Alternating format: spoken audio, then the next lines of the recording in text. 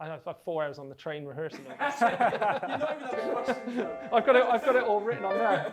I'm like a spare part in this interview.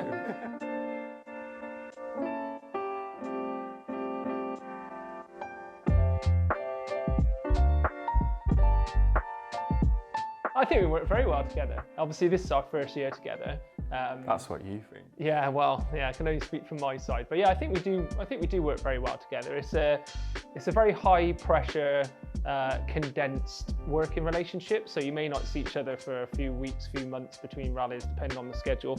And then when you do get together, you're together 24/7 pretty much for up to 10 days. So it's very intense.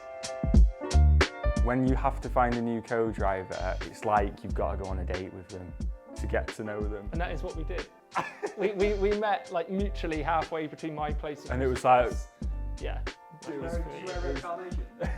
See, I rolled out newspapers so he'd know who I was.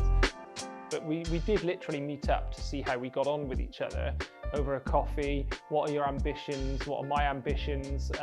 You know, and just kind of, I think we knew pretty early on that we got on well just as mates. And both like Oasis. yeah.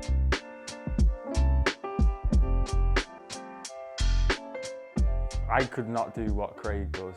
I think they're very brave. I think being a co-driver is one of the bravest jobs you could possibly do. Brave or stupid. There's no way I could do it. So fair play to. But I think Craig's lucky to be with me because I think I'm in a lot more control than most. Yeah, that's true.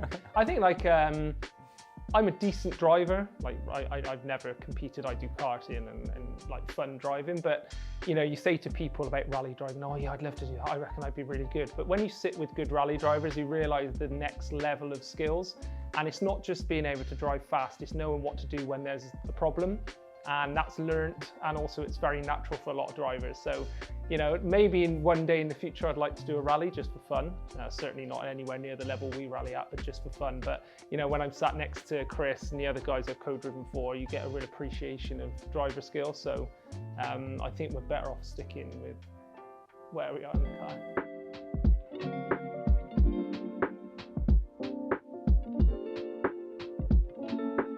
Yeah, so like in rallying, each driver is so different with obviously the notes that they use and they make, but also the way they want those notes related back to them or read back to them on the stage.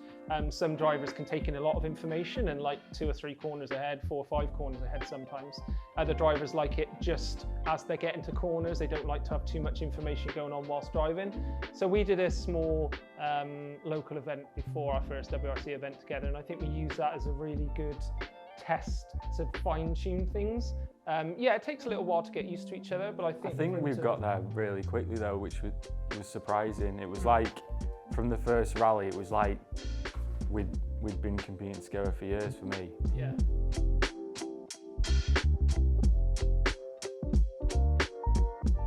Yeah, so in a nutshell, you drive a rally stage in a normal road car, slightly modified road car at a slow speed, 30 miles an hour, 40 miles an hour, depending on the event.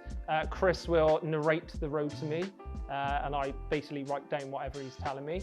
And then we get a second pass of the stage where I read what he's narrated to me on the first run, and he makes any changes that he wants to on that run. And then that's a 2-pass recce, which is what we use in the WRC. It's quite a complicated system, the way you make post notes and you recce on rallies. But in a nutshell, basically all of the notes that are made are completely Chris's. He makes all the notes. I'm simply there to write those notes down on a recce, and then on the rally, read them back to him at the sort of appropriate moment.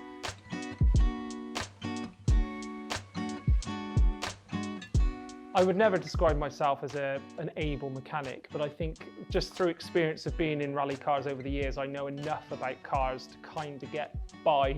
Obviously, rallying is so different to any other type of racing, the fact that you're out on your own. So anything that you need to fix a car, you need to carry in the car yourself. Any spare parts need to be carried in the car. You can't ring a mechanic only for advice. You can't have anybody else help you. So you have to both be like decently able to fix the most basic of issues.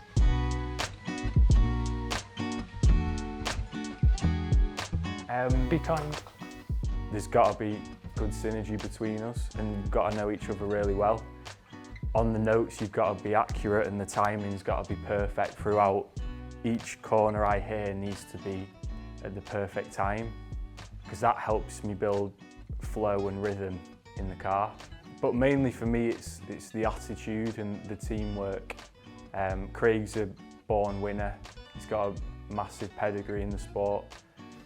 So I knew the pace notes wouldn't be a problem, but the teamwork between us was going to be the main thing to drive us forward and to reach for the top.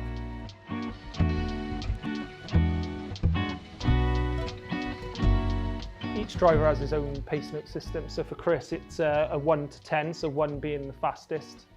So like you explain like a degree, so like a 10 degree, 20 degree would be a 2, a 30 degree would be a 3, etc, etc.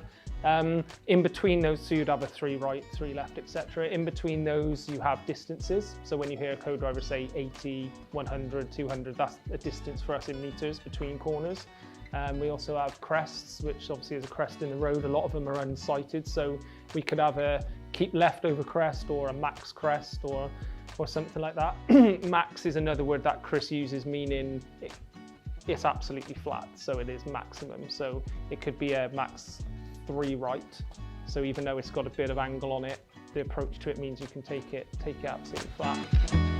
Like I said earlier, sometimes on distances into tighter corners, after a fast bit, we will have a brake in to make sure once you hear braking, you know it's something tight at the end. Because obviously, with the noise of a rally car, with everything, sometimes everything's happening so fast. You need those trigger words to really like sort of prick your attention a little bit. And then any other ones you can probably explain. Obviously, like I said, they are Chris's notes, so they're. I think you explained it well.